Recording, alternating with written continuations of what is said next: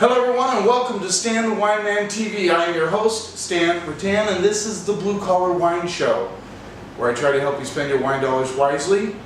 And we are here at Mike's Cafe and Wine Bar. He lets me use this spot, I love it. We have Freddie Harbor, the big bustling town of Freddie Harbor, right behind us. It's also Washington Wine Month. I've had a little bit of a life change, so I haven't been on the YouTube for a little bit, but I'm going to get right back at it, and I'm very happy to have with me Doug Long from Obelisco Winery out of Red Mountain. Doug? Yeah, hey Stan, thank you for coming appreciate on being here. Thank you very much for the opportunity. Cool. Doug has a very cool history in the wine world. I'll let him tell his story, but I have to tell you, and one of the reasons I'm excited to have him on here is he is a big fan of terroir, as I am, and we'll get into that a little bit later. But Doug, why don't you tell us where you came from and how you got to Red Mountain? My roots are Napa Valley. I luckily grew up there. My dad purchased property in Napa Valley early on, and both of my brothers and myself started making wine there in the early 70s. Okay. So that's our roots. First winery was David Arthur. All right. Started that. Probably our first commercial sale was somewhere around mid-70. We started actual production, preparing the ground, putting in the roads, water systems in 1970. So it was largely a Chardonnay at the time. We eventually wised up and realized it was cab country, and grafted over and honestly saw the light and started really producing Cabernet in the early 80s. Went on to do another winery called Montagne. That was really my middle brother's project. And then I went on to do a third winery called Nine Estate, which I sold to Colgan when I came up to Washington. Okay. So now your winery was actually, your vineyard was actually on Pritchard Hill? Pritchard Hill, yeah. Pritchard Hill, best probably known by our neighbors. So we're neighbors are Chapelet, Bryant, Gotcha. Colgan, the new, well, it's not so new, but the Tim Mondavi project, which his name is, I will is it recall the Finding Rod? No, I'll recall it here today. But let's. Okay, that's all right. So you, I know you worked really hard on your winery, and Wine Spectator declared it as Winery of the Decade in 2000? Right, in the 2000 edition, Winery of the Decade. We really hit our stride in the 90s. 90s were just nothing but 90s. Culminating in 97 was a 99 in the Spectator. By then. For your cab? For the state cab. It was a one called 1147, and that related to the elevation of the wine. It was a particularly unique vineyard right at the elevation of 1,147 feet. Wow.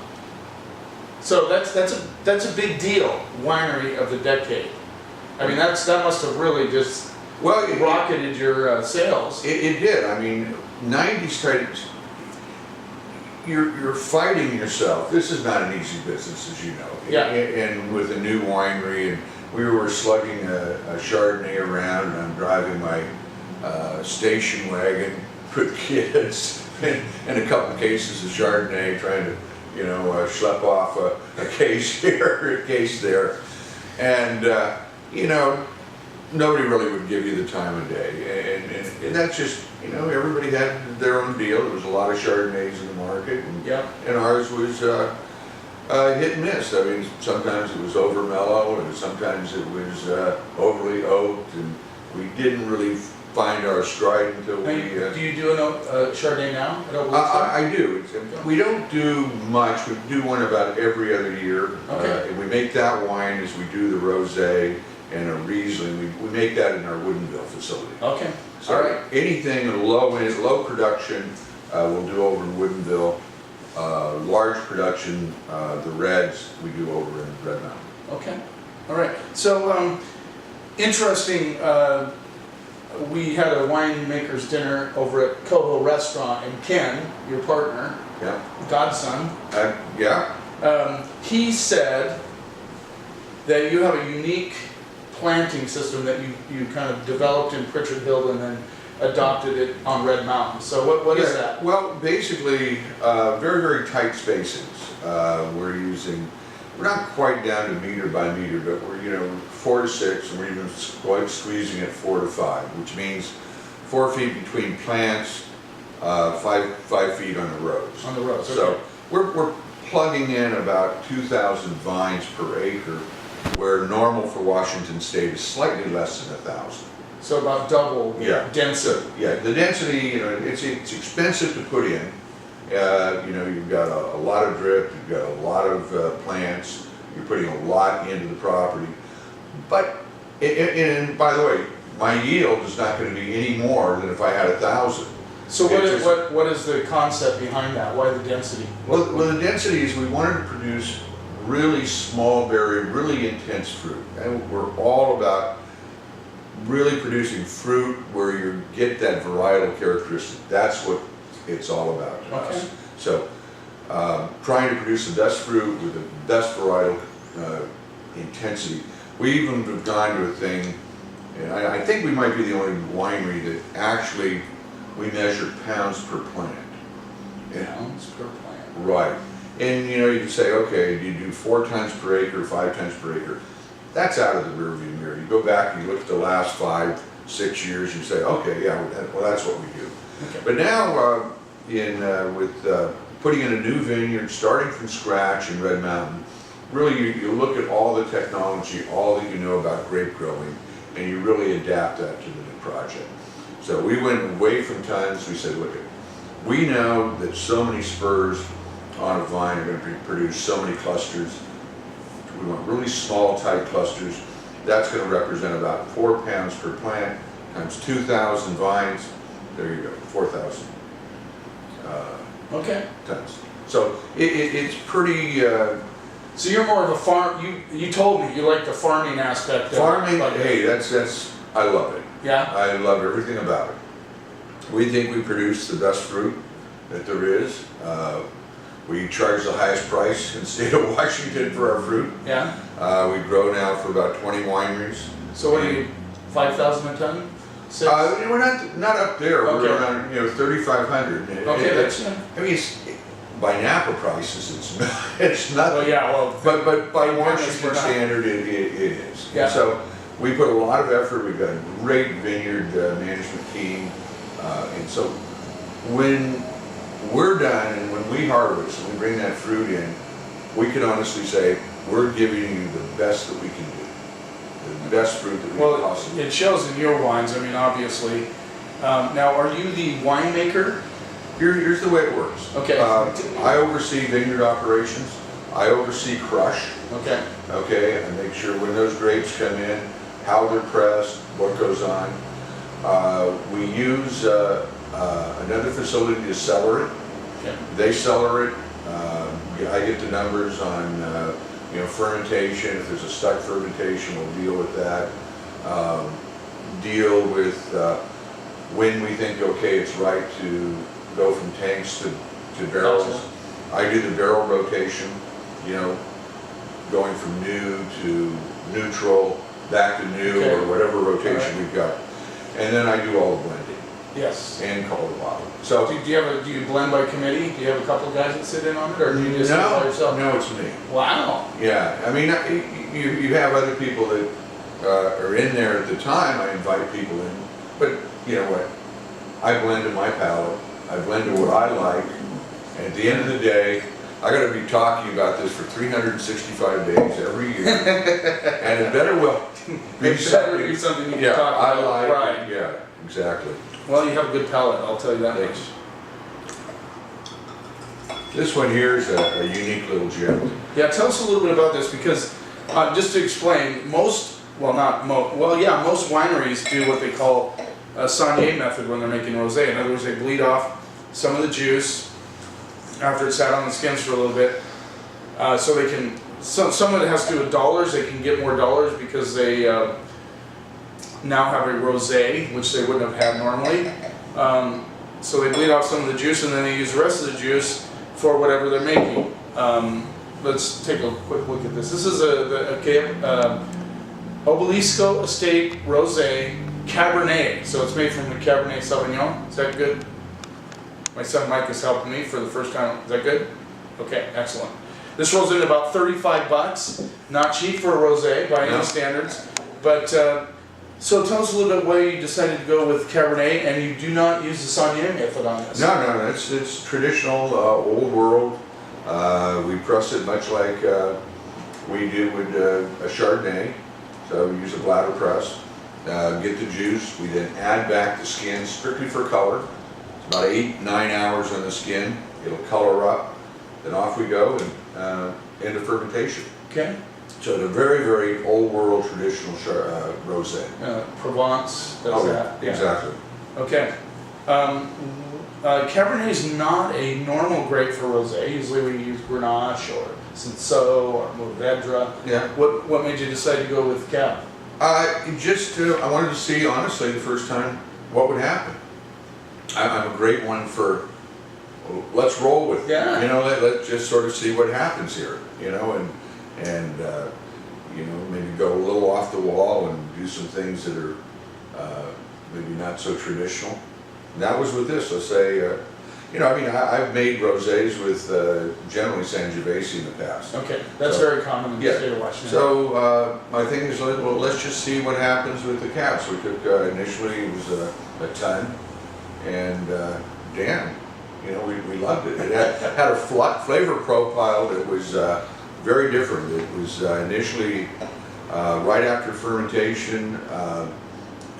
It honestly had a flavor profile that was more cotton candy, very strong on the strawberry, and then it sort of morphs into berry, more current pomegranate flavors now. Yeah, I mean, the only other Cab Rosé I can remember trying, and I'm sure I've had more than one, but this is when, as Michael Scott, when he had Catarina, when he was the winemaker at Catarina in Spokane.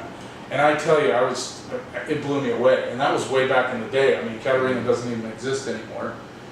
He has Lone Canary Winery now. Sure. Yeah. And I thought it was the best thing, and I bought way too much for the store. I ended up buying most of it myself because, well, Yeah. I couldn't sell it. But well, rosé is very popular. I mean, it is our least profitable wine we make. I mean, we would generally, if we took the same amount of Cab, put it into our flagship, we would make more profit. But it's fun to do. As you saw last night, there's a lot of interest. oh yeah, People go, wow, this is really something different. So it's a way of getting your name out there, doing something off the wall, being unique. yeah. Well, that's what it's all about. We had a trade tasting last night where Dickerson Distributing came, and he's works through Click and Dickerson Distributing, and a lot of people there, and your table was very popular. I know that. So we didn't talk really. You went. I know you. According to the website I looked at, you retired. Tried to retire. Yeah, Lake Harbor. sold the 9 estate property to Colgan in '98, and then that sort of allowed me to really go where I wanted to go. Having grown up in Napa Valley, I'd seen it changed and morphed and become different than what I was used to, different Sure. than I grew up with. It's huge now. Yeah, I was sort of anxious to move on, Sure. and so my wife was from the Gig Harbor area, Okay. and we said, well, here, you know, we had been up there many times in the summer. It was a great spot. I said, hey, let's leave the valley, let's go north, move to Gig Harbor, have some fun, do some boating. I might pick up golf, pick up fishing. After a couple of years, I realized I was pretty much a failure in both fishing and golf, and boating was becoming less of a passion. And people were asking me, Washington wines were really coming on. It was, Yeah. exciting. Mhm. People were putting money into vineyards. Well, I got a lot of calls saying, hey, would you come out and look at this project? I was getting bankers to say, hey, Doug, take a look at these numbers. This is what they're thinking about doing. So it allowed me to really go out and look at property all over Walla Walla, Chelan, obviously Red Mountain. Mm-hmm. And after about 2 years of doing that, I came back to my wife and I said, you know what? I want to get some property in Red Mountain. Took some convincing. she had been through the wars in Napa. And, Sure. And you know, it was always, are you going to buy shoes? Are you going to pay tuition for the kids? Or are you going to buy a tractor? Right? So you picked Red Mountain. I mean, Red Mountain is, I think, the premier growing area in Washington. I prefer Red Mountain wines over Walla Walla wines, but now they have the Milton Freewater rocks and Milton Freewater, and I think that's going to turn out to be a great appellation in Washington State. You said you have some interest over there. Sure, I'm looking at property over there now. Very nice. Well, let's give your rosé a try. Yeah. So on the nose, it does have a little bit of that cotton candy Yeah, it's still aspect there. to it. Yeah, it's still there. Definitely get the currants, strawberries, pomegranate coming through, just as you said. It's always funny when you talk to wine. Some winemakers are not very good at tasting notes, just to be honest. They have these, I don't know what it is, whether they just imagine that they want certain things to be in there. Yeah, it morphs on you. You know, you do your tasting notes usually just after you bought them. You'll sit around with your friends and everybody will go around, taste it. And the rule is you don't say one word. You know, no one make a comment, nobody find cotton candy, nobody find cigar. Don't do it. Write down your notes. And then, okay, once we're all done, then we'll go around and defend what you think you're getting. Well, that's a good way to do it. And then finally, I'm the final arbitrator. Yeah. If somebody comes up with smoked tires, that's not going to be part of my tasting notes. Well, it works for me, but it wouldn't work on the back of a bottle of wine. No. So this has the cool thing about this Cabernet Rosé, and this is for those of you that want to try this, it's not a quaffing rosé. It actually has some complexity to it. It is a little richer because it comes from the Cabernet Sauvignon grape. Yeah, it's got a nice density, viscosity. It sort of stays with you a bit. Oh yeah, the finish is still hanging on. A lot of cherries on the finish. I feel like I just ate a really ripe Bing cherry. It's a perfect wine, honestly, to be a minimalist with. You know, just slice of pears, sliced apple, a little sharp cheddar, and the wine, and boy, it's a great summer. You could have this though with a steak, as long as it wasn't heavily seasoned. This would actually match up to got the body. a little ribeye, maybe a chuck eye steak. This would be really good. I could see this with steak. I don't grade wines when I'm interviewing because I really don't like to do that, only because you're sitting right here and I might not be fair. And I don't want to hear it. To the audience. Well, I can, this is. But I will tell you, this is a really great rosé. And if you feel like experimenting, and you say you sell out of this every year. Yeah. Oh yeah. Yeah. It's. What's your production level? We're right now at 350 cases, so it's pretty low. Yeah, well, to sell a $35 rosé out at 350 cases, that's impressive. There's a lot of people that are waiting for that new release, and they know they're going to... How big is your wine club?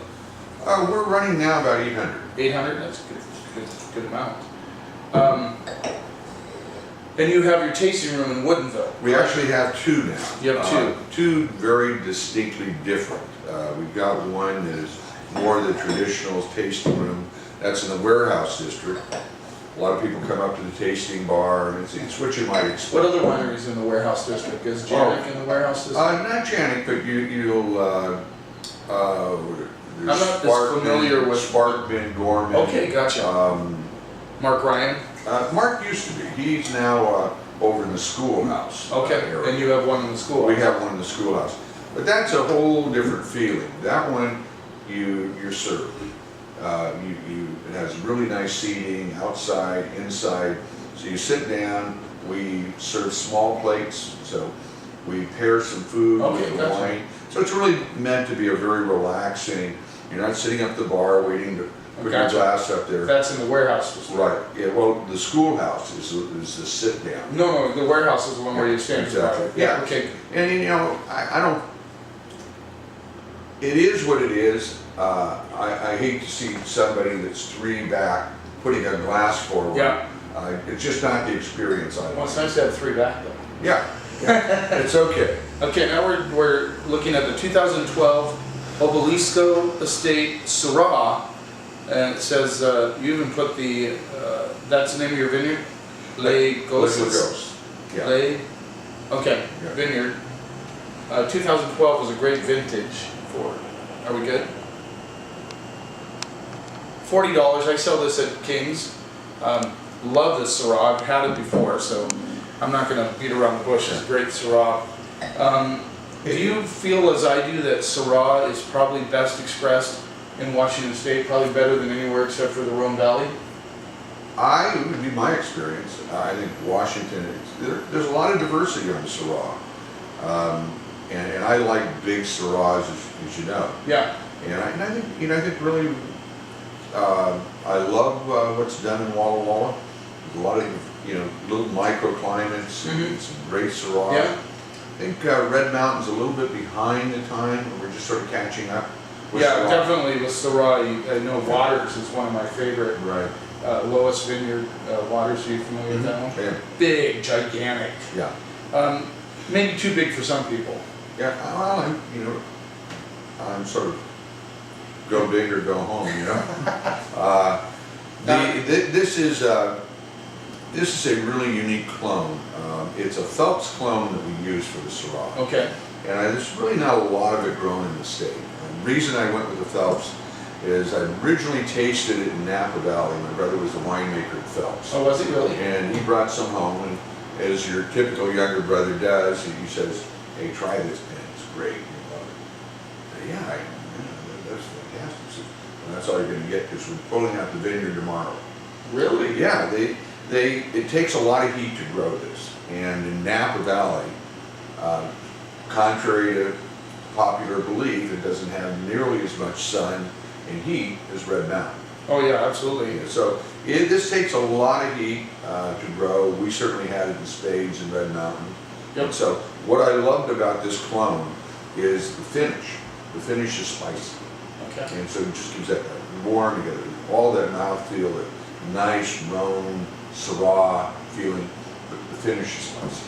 Cool. Now the first thing I got on this, the nose was cinnamon. I mean, I get like Yep. big hits of cinnamon on it, and a lot of red flowers, a lot of lavender, rose petal. I mean, it's just an incredible amount of flowers. With the backdrop, I mean, there's definitely plum on this in the background, a little bit of boysenberry. There's a lot of stuff going on. Mid-palate plum for sure.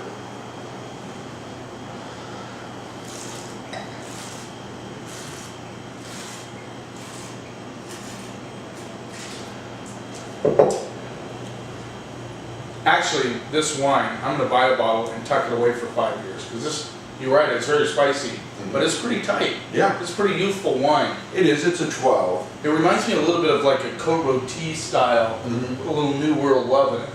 You know what I mean? Yeah, no. Because Cote Rôties take a long time to open up. You get an older Cote Rôtie and they're just beautiful. I wish I had that extra $1 million, where I had the ability to sell these wines and release them. I don't. It's Sure. You go through a vintage. Well, it's really good right now. But Yeah, but you know that it's going to be so much better in a couple of years. good acidity, by the way. Yeah. So you were looking for that nice balance of acid and fruit when you're picking them, obviously. We're really trying, once again, it is taking those berries, that fruit, and really trying to just maximize it. Most times it's not manipulating. You're just saying, okay, you've been given the best fruit, don't screw it up. Yeah. Don't overly oak it, That's moderate on the tannins, keep that berry flavor there. It's definitely there, and this is, like I said, if any of you buy the Obelisco Syrah, I would suggest buying a couple bottles and tucking them away. Well, you probably want to go to my board. Buy more than 2, but anyway, tuck them away. I guarantee in 5 years this baby is going to be a whole different animal. Yeah. And in a good way. Right now, the acidity on this is excellent. It's definitely a food Syrah. It is. Oh no. Yeah. Perfect. So you're big into food and wine pairing? Yeah, matter of fact, that's with every wine that we do, we really try to think of it in terms of the food and how this is going to be expressed by a chef and how they're going to use it. I'm always surprised. I do probably one wine maker dinner or 2 a month, and you're always surprised with the chef what they come up with. Yeah. And I'm going, okay. Some are better than others. Oh yeah, yeah, but you know, you're going, oh really? Until you taste the rub that the chef has put on the meat, or that sauce that he's serving with the dish, and then you say, okay, I've got it. You know, it's a good call. Cool. This is a blend. This is the Obelisco Estate Electrum 2012 Red Mountain Cabernet Sauvignon. Good? All right, excellent. And this rolls in at $40 also. No, this is 65. This is, yeah. So this is Yeah, $65, so we're getting a little bit more serious here. this is, yeah, it's not your everyday fare. It's a special occasion. And one thing I always explain on the, when I call it the blue collar wine program, I try to help you spend your wine dollars wisely. If you're going to spend $65 on a bottle of wine, you want to make sure that it's worth 65 bucks, right? I mean, there's some wineries that charge way too much for their wine. So 65 is nothing to sneeze at. We know that. Let's see what we get on the nose here. It's actually real. What I love about Red Mountain is the nose on Red Mountain wines is so distinct. It gives it away. Oh yeah. Unmistakable. It has that nice earthy, you know, that's what I like about Red Mountain. I can't explain it to anybody, but it's very earthy on the nose. I mean, there's that kind of soil A content little that bit of comes dust through. to it. Yeah, a little bit of dust. I get a little bit of tobacco, a little bit of leather. It's unmistakable. I mean, that was what kept drawing me back to Red Mountain. That I would taste maybe a dozen Cabernets, and if it would be one Red Mountain, nobody had to tell me about it. I could just pick it up right then, and it's still the case. It's a very, very unique environment. This is actually more open than the Syrah. Good, you get a little bit of a vanilla bean right on the back side of the palate, but good concentration of fruit, tannins, good balance. I mean, this is a very balanced. This wine is made obviously a little bit different than the Syrah. The Syrah is probably on this is sort of a medium to heavy press. With the Electrum, and the term Electrum is an amalgamation of gold, silver, and copper. So I knew this was always going to be a blend of 3 grape varieties. Okay. Matter of fact, when I planted the vineyard, it's planted in exactly the same proportion. Gotcha. So it's predominantly Cab. Cab, it's 90% Cab, 2.5% Malbec, 7.5% Merlot. So the idea here is to do a Cab that has a lot of backbone and a lot of structure, but press it lightly. Use largely free-run juice with a little press. Maybe it's 10, maybe it's 20, depending on the year. Allowing that little flavor, the Merlot and the Malbec, to float and play with it. Do you go for man? I do, yeah. Yeah, okay. All right. So, just so you guys know, when he's saying he's using mostly free-run juice, a lot of wineries will press the crap out of their grapes just to get as much juice as they can. Economically, that makes sense. So if you're wondering why this is 65 bucks, he's wasting a lot of juice that most wineries would use with it. Well, some of that, the press, you know, we'll always do a free run. That gets cellared separately, and then we do a light, medium, and heavy press. So the heavy press is it's always blending wine. I would never serve that to you. It would not be that powerful. So this first juice you use for the Electrum, right. And the other juice you use to blend. So yeah, I might blend a little bit in with our Merlot. Okay. It just gives it a little bit of body.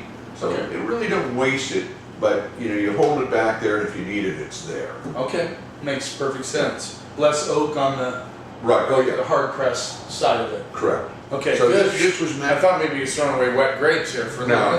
Okay. No, we're a little stingy. Well, you should be. But no, this was honestly to be a layered wine. We wanted it to open fast, light press will do that. Sort of explodes. It's a great restaurant wine. Well, sure. Sometimes I don't call ahead and say, you know, I know I'm going to that restaurant. I know I'm probably going to have a steak. I even know from the menu what steak I'm going to have. But I don't say, hey, would you open that bottle of so-and-so at 4 o'clock because I'm going to have dinner at 8. Sometimes I don't do that. Okay. I just arrive and say, hey, well, yeah, I'd like a nice Cab to go with it. So it's great to have with this as a restaurant wine because it is sort of explosive, being a largely free run. It opens right away, they could decant it. I prefer that they decant it, but it'll open and be ready. Awesome, it does. Excellent wines. It is definitely not blowing smoke up. I'm not blowing smoke at them, really. This is worth $65, and I understand now why it's $65. And for those of you that are looking to spend that type of money, make sure that you have some input before you do that. But I guarantee you, I have no qualms about saying that that's worth $65. And Doug, you're an excellent winemaker. You do a good job, and I hope more people get a chance to try the Obelisco. I know I'm going to carry a few more at the store than I do now. So thanks for being on the show. Hey, enjoy it. Thank you. All right. Cheers. You keep watching, and I'll keep helping you spend your wine dollars wisely.